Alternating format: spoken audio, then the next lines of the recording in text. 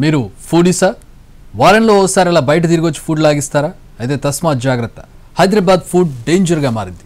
దేశంలోని 19 నగరాల్లో ఫుడ్పై సర్వే చేసిన నేషనల్ క్రైమ్ రికార్డ్స్ బ్యూరో అత్యంత చెత్త, ప్రమాదకరమైన ఫుడ్కు హైదరాబాద్ నెలవైందని తెలిపింది.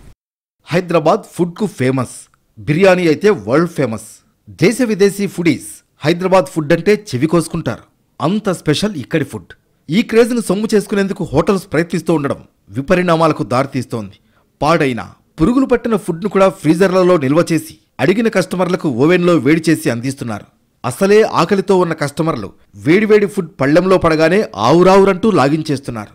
అయితే పాచిపోయిన ఫుడ్, పురుగులు పట్టినవి, ఫ్రిడ్జ్లలో నెలల తరబడి నిల్వ చేసిన మీట్ను ఆహారంగా తీసుకోవడంతో ఫుడ్ పాయిజన్ అయి పలువురు ఆసుపత్రుల పాలవుతున్నారు కూడా.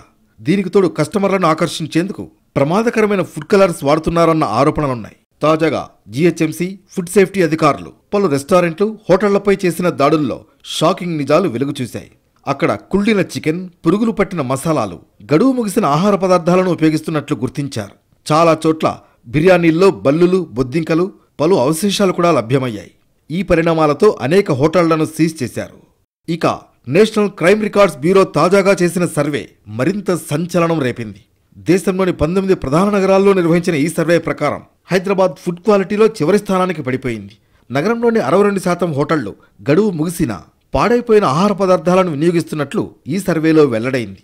ఫుడ్ నాణ్యతా ప్రమాణాలను పాటించడంలో సిటీ పూర్తిగా విఫలమైందని సర్వే తెలిపింది. గడిచిన 2 నెలల వ్యవధిలో 84% ఫుడ్ పాయిజన్ కేసులు నమోదైన రాష్ట్రంగా భాగ్యనగరం నిలిచింది. బిర్యానీ శాంపుల్స్లో ప్రమాదకరమైన కలర్స్ వాడుతున్నట్లు గుర్తించారు. అయితే హోటల్స్, రెస్టారెంట్లలో మార్పు వచ్చే వరకు నిరంతరం డ్రైవ్లు చేపట్టాలని నిర్ణయం తీసుకున్నారు అధికారులు. దీంతో మరో నెల రోజుల వరకు సిటీలో ఫుడ్ సేఫ్టీ మెరుపుదాడులు కొనసాగనున్నాయి.